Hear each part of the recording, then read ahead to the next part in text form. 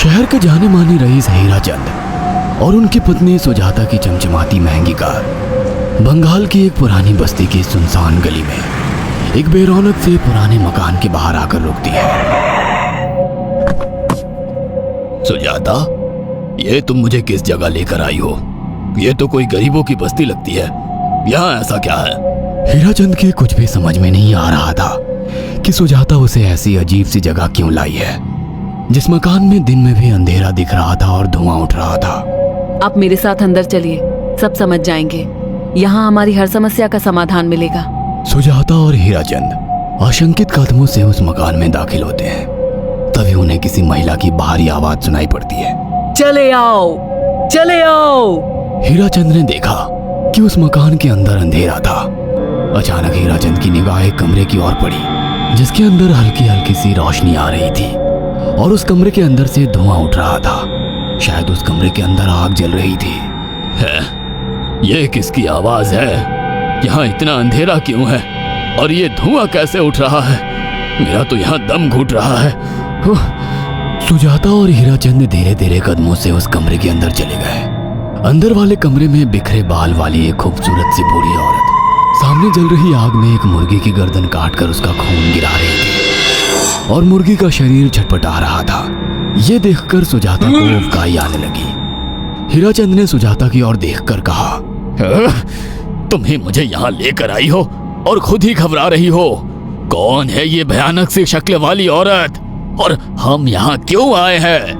अचानक उस औरत ने एक झटके में मुर्गे की गर्दन धड़ से अलग कर दी। ये देखकर सुजाता के मुंह से चीख निकल गई और सेठ हीराचंद भी सहम गया। वो बहुत डरावना नजारा था। ये अघोरा ताई हैं। ये हमें अपनी काली तंत्र विद्या से संतान सुख प्रदान कर सकती हैं। इसलिए मैं आपको यहाँ लेकर आई हूँ। कैसी बात करती हो? जहाँ बड़े से बड़े डॉक्टर सफल नहीं हुए, वहाँ ये मामूली औरत क्या कर लेगी? हीराचंद की बात सुनकर अघोरी ताई ने गुस्से से हीराचंद की ओर देखकर कहा, नादान हीराचंद, काली विद्या में इतनी शक्ति है कि मरे को भी जिंदा कर दे। संतान पैदा कराना कौन सा मुश्किल है? तुम्हें मेरा नाम कैसे पता? क्या तुम सच में हमें संतान सुख दिला सकती हो? तुम जितनी दौलत मांगोगी मिल जाएगी, अगर ये संभव है तो। संतान का नाम सुनते ही हीराचंद की आंखों में चमक आ गई। वह संतान के लिए कुछ भी कर सकता था। तुम लोगों को मुझे एक नवजात शिशु लाकर देना होगा। मैं उस शिशु की बलि चढ़ा दूंगी और फिर वही शिशु तुम्हारे घर में फिर से जन्म लेगा। नवजात शिशु की बलि का नाम सुनते ही सुजाता और हरिचंद डर के मारे सिहर गए, पर उनकी आंखों में उनकी संतान का सपना ज्यादा बड़ा था। वो सब करने को तैयार थे। अघोरा ताई, आप जैसा कहेंगे हम वैसा करेंगे। बस हमें संतान सुख दिला दो। बिना वारिस के हमारी दौलत किस काम की? संतान सुख के लिए अंधे हो चुके सुजाता और हरिचंद अपनी नौकरानी शीला से एक नवजात बच्ची चोरी करवा के अघोरी ताई को दे देते हैं।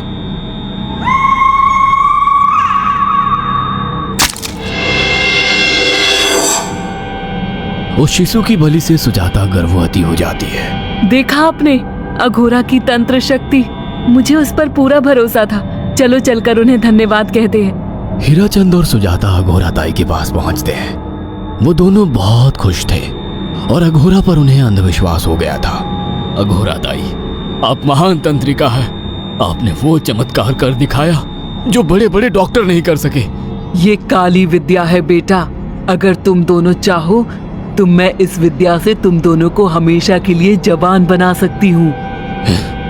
क्या सच में ऐसा संभव है? हाँ बिल्कुल, पर इसके लिए तुम्हें जवान लड़के और लड़कियों की बलि चढ़ानी होगी। तुम उन्हें यहाँ तक लाओ, बाकी मैं देख लूंगी। जवान रहने की लालच में अंधे सुजाता और हरिचंद एक अनाथ आश्रमों से हर रोज एक लड़की या लड़के को गोद लेने के बहाने अघोरी के पास बलि चढ़ाने ले जाने लगे। और एक दिन अघोरी ताई ने हीराचंद और सुजाता से इंसानी मांस खाने को कहा। पूरी तरह से इंसान से हैवान बन चुके अब वो दोनों इंसानी मांस खाने के लिए तैयार भी हो गए। ये गर्म खून और मांस खाकर तुम लोगों की उम्र भी बढ़ जाएगी। खाओ इसे। हाँ, सच में ये इंसानी मांस बड़ा स्वादिष्ट है। अघोरा ने अपनी बातों में फंसाकर सुजाता और हरिचंद को नरभक्षी बना दिया था। वो तीनों हर दिन बलि चढ़ाकर खून पीकर मांस खाने लगे। नौकरानी शीला भी नए शिकार लाने में उनकी मदद करती थी, मगर एक दिन शीला को शिकार नहीं मिला। मेम साहब, आज एक भी शिकार हाथ नहीं लगा और मैं बहुत थक गई हूँ और घर जाकर थोड़ा आराम करना चाहती हूँ। कोई बात नहीं शीला, एक छोटा सा काम है, तुम हमारे साथ चलो, लौटते में हम तुम्हें घर छोड़ देंगे। जी मेम साहब। शीला नहीं जानती थी कि शिकार नहीं मिलने से सुजाता और हरिचंद अंदर से बौखला गए थे और उनके दिमाग में एक शैतानी चाल चल रही थी। सुजाता, ये बेहोशी की दवा है। शीला के कार में बैठते ही तुम उसे सुंघा देना। आज हमें इसी की बलि देनी होगी। इसने हमारे यहाँ का बहुत खाना खाया, अब हम लोग इसे खाएंगे। वैसे भी ये आगे चल के हमारे लिए खतरा बन सकती थी। कार में बैठते ही सुजाता शीला को बेहोश कर देती है और वो लोग सीधे अघोरी ताई के यहाँ पहुंच जाते हैं, जहाँ अघोरी ताई शीला की बलि चढ़ा देती है और तीनों मिलकर उसे नोच कर खाते हैं। अघोरी ताई, हमको बलि चढ़ाते हुए पूरा 1 साल हो गया है। हमारा बेटा भी साल भर का हो चुका है। अब और कितनी बलि देनी होगी? बस एक आखिरी क्रिया और बची है, उसके बाद तुम दोनों हमेशा के लिए जवान हो जाओगे। कैसी क्रिया अघोरा ताई? 3 दिन बाद सूर्य ग्रहण है। हमें पास के घने जंगल में एक विशेष क्रिया करनी होगी। उसके बाद तुम लोग कभी बूढ़े नहीं होगे। कितना अच्छा होगा, हम हमेशा जवान रहेंगे और सालों साल तक अपनी दौलत से ऐश करेंगे। हाँ, सच कहा। अघोरा ताई ने हमारे हर सपने पूरे कर दिए। 3 दिन बाद बंगाल के बियाबान जंगल में कोहरे और ओस से भीगे पेड़ों के बीच एक घने बरगद की बेलों पर कटे इंसानी सिर लटक रहे थे, जिसमें से खून टपक रहा था। काले जादू का सामान भी रखा था। कितनी भयानक जगह है ये, हर तरफ कटे हुए सर लटक रहे हैं। थोड़ी देर में सब समझ जाओगे। बैठ जाओ और मेरे साथ ये मंत्र दोहराओ। ओ, अघोरा, ये किन लोगों की कटी हुई गर्दनें हैं? आप यहाँ क्या करने वाली हो? हीराचंद की बात सुनकर अघोरा जोर जोर से हंसने लगी और उसने एक शैतानी हंसी हंसते हुए हीराचंद की ओर देखकर कहा, तुम जैसे ही लोगों ने अपनी इच्छाओं को पूरा करने के लिए इन लोगों की बलि चढ़वाई है और फायदा उठाया है। अब तुम दोनों आंखें बंद करके यहाँ बैठ जाओ और मेरे साथ मंत्रों को दोहराते जाओ।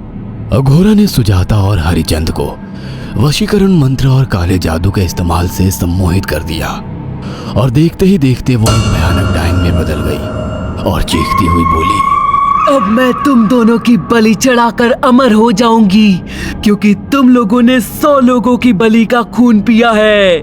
देखते ही देखते उस डायन ने फरसे से एक